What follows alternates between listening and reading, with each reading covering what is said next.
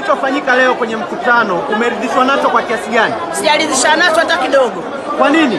Kwa sababu mkutano una agenda. Sawa. Agenda zisomwe, watu wazipitishe. Lakini katika mkutano wa leo agenda zimesomwa tu, kupitishwa zijapitishwa. Kwa nini hamjazipitisha sasa au kutokuzipitisha? Hatujazipitisha kwa sababu hatujapewa fursa, zimesomwa tu. Baada ya kusoma anasema amegairisha kikao. Sasa sisi tungeongea kitu gani? Kwa hiyo wewe kwenye mkutano wa leo unaondoka na lipi? Sina ninachoondoka nacho. Kwa hiyo kwako mkutano ni wa namna gani au ni wa aina gani? Mkutano ulikuwa kitchen party kwa sababu mkutano huaga na sheria. Hichi kitchen party. Kitchen party tena?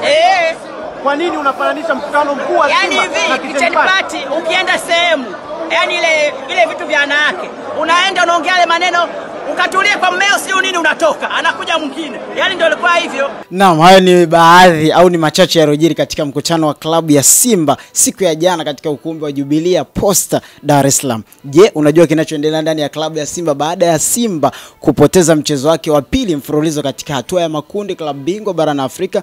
Lakini vipi, umeliona andiko la afisa habari wa klabu ya Simba Ahmed Ali? Karibu ndani ya Data Sports. Mimi na Alois Sagala tunazo taarifa zote kwa undani halisi kabisa. Alois Sagara, habari yako ndugu yangu?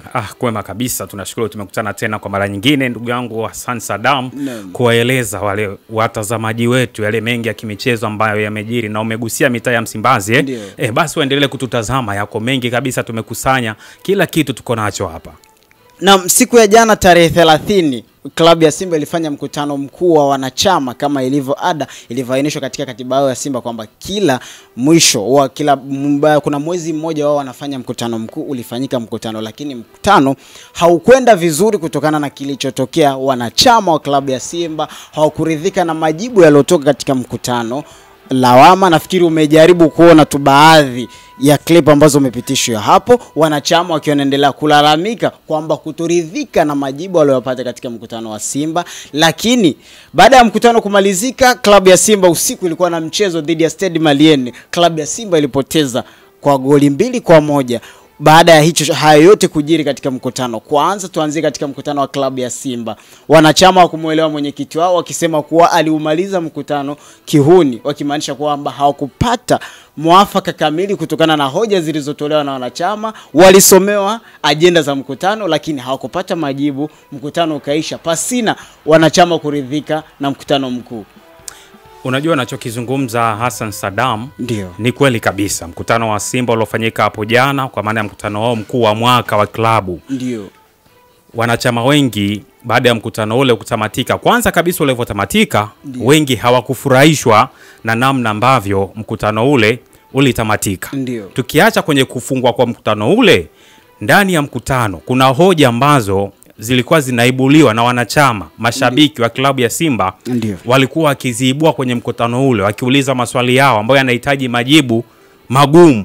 Ila cha ajabu, mtu anajenga hoja nzuri, anauliza swali lake zuri, ila majibu yanatoka majibu fulani mepesi ambayo wengi yalikuwa hayawafurahishi na yalikuwa yakati kiu ya maswali yao. Na ndio maana ming'ong'ono tuliendelea kuisikia kuanzia ukumbini mpaka nje ya ukumbi, na hata leo hii ukipita mitaani bado imeendelea kuzua gumzo kwamba mkutano wa jana, sisi mashabiki, na wasemea sana mashabiki wa Simba, wao kama mashabiki wa Simba kiu yao haikukatwa kwenye mkutano ule. Tunaanza na mwenyekiti wa zamani wa klabu ya Simba mheshimiwa. Yeye alisema wakati anamaliza anaondoka na hojiwa na baadhi ya chombo cha habari kile moja, akasema Roma haikujengwa kwa siku moja. Alipoulizwa kuhusu maoni yake ya mkutano mkuu, alisema yeye hana maoni ya kutoa. Hapo namzungumzia Mwina Kaduguda. Yes. Alisema yeye hana maoni ya kutoa. Aliulizwa mkutano umeenda vizuri, hakutoa majibu ya ndio au hapana. Aliulizwa nini kimeuharibu mkutano, akasema yeye ni kiongozi, hawezi kulizungumzia kwa sababu aliwahi kuwa kiongozi. Lakini akaulizwa, wewe ndio ulitakiwa uwashauri viongozi kwa sababu wewe uliwahi kuwa kiongozi, una uzoefu wa hizi kazi, uliwahi kuwa mwenyekiti, uliwahi kuongoza vikao vya namna hii. Imeshindwaje kikao cha leo hakijaenda vizuri? Mheshimiwa yeye alichosema, Roma haikujengwa kwa siku moja. Hivi ukiwa na mtafsiri kiongozi anakuambia ni mwenyekiti wa zamani wa klabu ya Simba, ana uzoefu wa muda mrefu, anatoa jibu kwamba Roma haikujengwa kwa siku moja. Ina maana kwamba ndani ya klabu ya Simba wao wamefeli Kwa hiyo inatakiwa waendelee, labda ni swala la muda mrefu kusubiri, yes. Ndio Simba itakuja kujipanga. Unajua ndani ya Simba ndio tunaweza tukatazama Simba tu huku nje, pengine kabla hata hatujafika labda kwenye matokeo umesema tutayagusia pia. Ndiyo. Lakini tatizo la Simba linaanzia ndani ya Simba yenyewe. Hawa viongozi ambao wamekuwa wakijitokeza kila mtu kwa wakati wake, huyu ananyoshia kidole hivi, huyu anaongea fumbo huku, ndani ya Simba kuna makundi, na kwa taswira ambayo tuliiona jana ya nje iliyotuonyesha sisi kama mtu alitazama kwa makini yaliyokuwa yanaendelea, sidhani kama kuna mtu ambaye amebaki sasa na mashaka ya kwamba Simba ni moja, Simba wako pamoja, viongozi wako pamoja. Hapana. Kwa kilichotokea hapo jana ndani ya Simba kuna makundi. Na siku chache zilizopita nilizungumza pia nikasema, ukitazama nadhani kwa tunazungumzia kauli ya Celestine Magoli yes, ambaye alisema kwamba viongozi wengine wakapimwe tatizo la akili. Yes, baada akatoka akasema kuna viongozi ndani ya klabu ya Simba, Simba ikifungwa wanashangilia, wanafurahi. Sasa nikasema kwa kauli kama zile zinaonyesha dhahiri shairi ya kwamba ndani ya Simba kuna makundi, na ndio maana akasema ya kwamba wana Simba jitokezeni kwenye mkutano, tutamfahamu mtu ambaye anaivuruga Simba yetu, mtamfahamu mtu ambaye hataki Simba yetu isonge mbele. Kwa hiyo kwenye mkutano wa jana tumeweza kuipata taswira kwa ukubwa zaidi kwamba ndani ya Simba ni kweli kuna makundi. Sasa wanatokaje hapo? Nadhani ndio swala la msingi zaidi. Unakuja unatazama hapo video ambayo ya kwanza tulimwekea mtazamaji wa Data Sports. Yes. Mama anakuambia ilikuwa ni kitchen party. Unauliza imagine kikao cha wanachama. Mtu anakuambia ni kitchen party. Imegeuzwa ni harusi. Yani kwamba matarajio ni kwamba neno lile limetumika kudogosha mkutano ule kwamba matarajio yao hayakukidhiwa kwa kiasi ambacho walitarajia. Walijiandaa kwamba mimi nina kero hii, nina mchango huu, nina wazo jipya hili, ninataka kufahamu kitu fulani, nitakapokwenda kwenye mkutano wa klabu yangu, mkutano wa mwaka ambao unafanyika mara moja kila mwaka, kiu yangu itaenda kukatwa pale, na nitatoka pale nitaendelea kuwa mwana chama wa klabu ya Simba, nitaendelea kujivunia kuwa shabiki wa Simba. Sasa mtu ameenda pale, ametoka pasipo maswali yake magumu au hoja zake alizojaribu kuzijenga na kuwasilisha hazijajibiwa ipasavyo. Wao wanategemea atoe majibu gani? Kwa hiyo ndo kama hayo maneno ambayo nasikia mashabiki, na shabiki aweza akakuchagulia neno kama hilo ni neno ambalo ni kali zaidi, lakini amebidi kulitoa kuonyesha hasira yake aliyokuwa nayo, kwa sababu alichokitarajia akipata kwenye mkutano mkuu hakukipata. Tunakuja katika hotuba tatu ambazo zilikuwa kubwa. Kuna hotuba ya mwenyekiti, kuna hotuba ya CEO, lakini kuna hotuba wa fedha, katibu wa fedha. Kwa maana yule nani wanamuita accountants wa klabu ya Simba. Lakini mimi nitaangalia hotuba ya mwenyekiti ya CEO wa klabu ya Simba, Zubeda Sekuru, ambaye alizungumza akasema mafanikio ya Simba, alizungumza mafanikio ya Simba kwamba wamefika finali hatua ya klabu ya kombe la shirikisho barani Afrika. Hiyo ni sawa. Amesema wamepiga hatua kutokana na msimu 2023-24 wao walimaliza nafasi ya 3. Wa msimu huu au loisha wamemaliza katika nafasi ya pili. Akasema ni mafanikio ya klabu ya Simba. Akawa mwanachama akataka kuuliza swali. Mwenyekiti Murtaza akatoa majibu mepesi kumcrash aliyekuwa anamuuliza CEO. Ndio nasema ni mafanikio yetu. Tufafanulia hayo mafanikio tumeyapataje? Lakini majibu ya mwenyekiti hayakuwa mazuri kwa mwanachama aliyeulizwa. Kuna swali nikajiuliza mimi na wewe. Aliyemchagua mwenyekiti wa wanachama ya klabu ya Simba, mzee wetu Murtaza Mangungu. Ni nani? Ni nani? Si wanachama ndio wamemweka pale. Je, mbona leo anawafanyia wanachama katika mkutano ambao unafanyika mara moja kwa mwaka wa klabu? Unajua mwaka wa kimashindano kabla hujaanza kwa taasisi yoyote, kwa klabu yoyote ambayo inajitambua, ninazungumzia klabu ambayo inajitambua, lazima iset goals, iweke malengo yake kwamba kwa mwaka wa kimashindano 2025-26 kwenye michuano ya ndani tunahitaji kuwa mabingwa wa ligi kuu. Tunahitaji kuchukua kombe la FA. Tunahitaji kuchukua ngao ya jamii ambao ndo shindano la kwanza kabisa la kuelekea kufungua ligi. Si ndio kuashiria kufungua ligi. Tunapaswa kuchukua. Tunapaswa kufanya vizuri kwenye michuano mingine ya ngazi za vilabu barani Afrika. Kama unashiriki kombe la shirikisho, kama unashiriki klabu bingwa. Sasa kwa Simba ya hiyo iliyotamatika ambayo mafanikio yake yamefanikiwa kuwasilishwa jana kwenye mkutano mkuu, Bizubeda Sekuru anaposema kwamba kumaliza nafasi ya pili pia ilikuwa ni miongoni mwa mafanikio yao. Yes, of course, so mbaya, lakini mashabiki au wanachama walitaka kujua malengo ambayo walijiwekea kabla ya kuanza huo msimu wa mwaka 2024-2025, si ndio? Yametimizwa kwa asilimia ngapi? Sasa wao unapokuja wanasema nafasi ya pili ni mafanikio, na wakati tuliainisha sisi tunataka kuchukua ubingwa, sidhani kama wanachama watakuelewa, na unapaswa sasa waeleze kama tulisema tunahitaji kuchukua ubingwa ligi kuu, ni kwa nini hatukuchukua? Tuainishe madhaifu, ni mapungufu yapi tuliyapitia au tuliyafanya hapo nyuma akatukamisha kwenye safari yetu ya kushindwa kutoa ubingwa ligi kuu.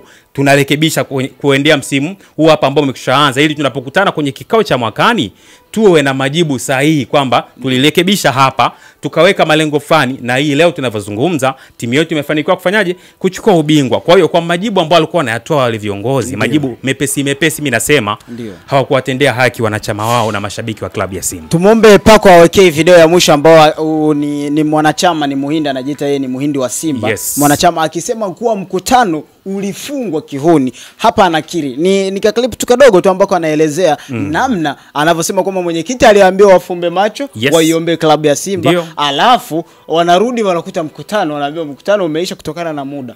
Mpaka wanachama wenyewe wanabaki wanaanza kustaajabu. Nini kinaendelea ndani ya mkutano wa klabu ya Simba?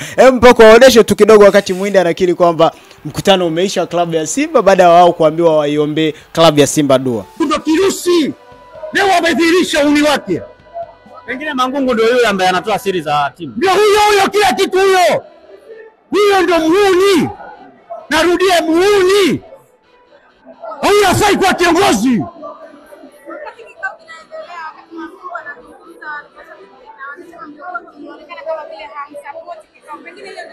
Ndio maana ilimpalia hiyo. Aliona yani kitampata leo. Ndio maana kaondoka. Ndio maana kavunja kikao bila sisi kuridhia, ambayo matakwa ambayo yeye aliongelea ya mabadiliko ya mwandishi. Leo ilikuwa haki yetu tumenyimwa. Mimi nasema kwamba utishwe tena mkutano huo. Huo mkutano tunautaka tena. Sasa nani atatisha? Alafu tupambane naye. Yeye mtaitishaje sasa wakati yeye ndio mwenye nguvu ya kuitisha mkutano? Nani? Mangungu ndio mwenye mpango, mwenye uwezo wa kuitisha mkutano. Nyinyi mtawezaje? Sawa, sisi unajua tatizo, sisi mwandishi kila sema ametufelisha. Sisi hatuna mkurugenzi wa wanachama. Kama tungekuwa na mkurugenzi wa wanachama, tulikuwa na haki zote ya kumtoa huyu mtu.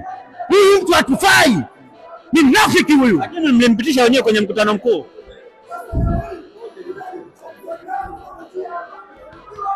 Mlimchagua wenyewe lakini.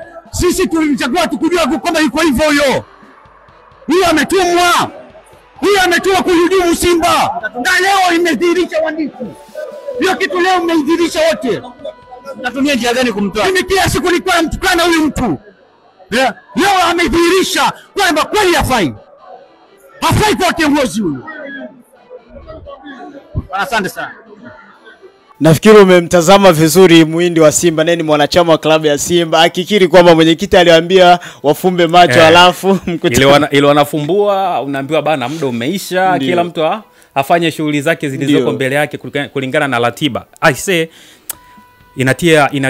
inatia tuseme inatia guts kwa yule shabiki ambaye ni shabiki na ni mwanachama pia wa klabu, kwamba huyu mwanachama au shabiki anajitoa kununua jezi. Tena kuna wengine pale mtani kwangu mimi na ushahidi, shabiki ananunua jezi ya nyumbani, ananunua jezi ya ugenini, ananunua jezi ya tatu kwa maana ya third kit, anakuwa nazo, analipia kadi ya wanachama mwaka mzima. Huyo ni shabiki. Anaenda kiwanjani, analipa viingilio, anafanya kila kitu. Huyo ni shabiki. Sijui unaelewa. Kuna baadhi ya programs za teams zinakuwa introduced, zinahitaji support kutoka kwa wanachama na mashabiki. Mtu anajitoa, anachangia. Mtu akiangalia anavyoparticipate kuhusu klabu yake, anavyojitoa, alafu anakuja kufanyia vitu kama vile, haipendezi. Yani ni kwa asilimia kubwa sana haya malalamiko. Unajua sisi waandishi ni watu, mashabiki ni watu, na wanachama ni watu ambao tunaishi nao, ni watu ambao tunawasiliana nao, ni watu ambao tunabadilishana nao mawazo. Nimejaribu kupiga story kubadilishana mawazo na baadhi ya mashabiki na wanachama klabu ya Simba, wamenijuza jinsi vile ambavyo hawakuridhishwa na mkutano ulivyofanyika. Kama huyu shabiki alivyosema kwamba kitendo cha kufanya sala au maombi, wanatoka wanaambiwa muda umeisha. Kuna mwanachama mwingine akakila akasema kwamba kama ulikuja kula hapa katika hiyo hoteli ya Jubilee kwenye mkutano mkuu, wewe utasema mkutano umeenda vizuri. Yes. Lakini kama umekuja kwa ajili ya agenda za klabu ya Simba, unaamini kwamba wewe hujaridhika na majibu ya mkutano mkuu. Hapa ndipo tutaondoa ule upande. Lakini tumesema tajiri Mo Dewji alichokifanya baada ya mkutano mkuu, yeye ni rais wa heshima ndani ya klabu ya Simba. Hatukutakiwa yeye hawe na upande, lakini yeye ukiangalia aliposti alikosifiwa kwenye ukipitia kwenye ukurasa wake, kwenye kwa maana ya Insta stories za kwake. Alitakiwa labda akae katikati ya klabu, labda tajiri, tuone labda tajiri au rais wa heshima. Yeye katika mkutano ulivyoenda vibaya, labda angefanya kitu gani bora kwa yeye kwa nafasi yake. Mohamed Dewji alipaswa ku clear the air kwamba tayari mapungufu yametokea. Kuna mimi jana pale kuna migogoro tumeishuhudia, maana kuna kauli ambayo alitoa mzee wangu Multaza Mangungu. Kuna mwanachama mmoja aliuliza kuhusu ukaguzi wa mapato na matumizi ya klabu ya Simba, na Multaza Mangungu alivyosimama kujibu alisema, najua wewe hujauliza ili swali kwa manufaa ya klabu. Ili swali kwanza linapaswa kwenda kwa bodi ya wakurugenzi. Hilo swali umeniuliza mimi kwa sababu yani kama vile anachukia binafsi akisema tutakutana kwenye uchaguzi ujao. Sijui unaelewa. Kwa hiyo ndani ya mkutano wa Simba hapo jana tayari kuna migogoro ambayo imezaliwa pale, mingine mipya na mingine ilikuwepo tayari. Walienda kuoneshana umwamba kwamba leo utajua mimi ni shabiki na una atajivunia utajua mimi ni nani, ni mwenyekiti. Kila mtu anatumia nafasi yake alikuwa nayo. Kwa nafasi ya Mo Dewji baada ya mpasuko ule kutokea, mimi naita ni mpasuko kwa sababu sio wajumbe, sio wanachama, sio mashabiki na sio viongozi.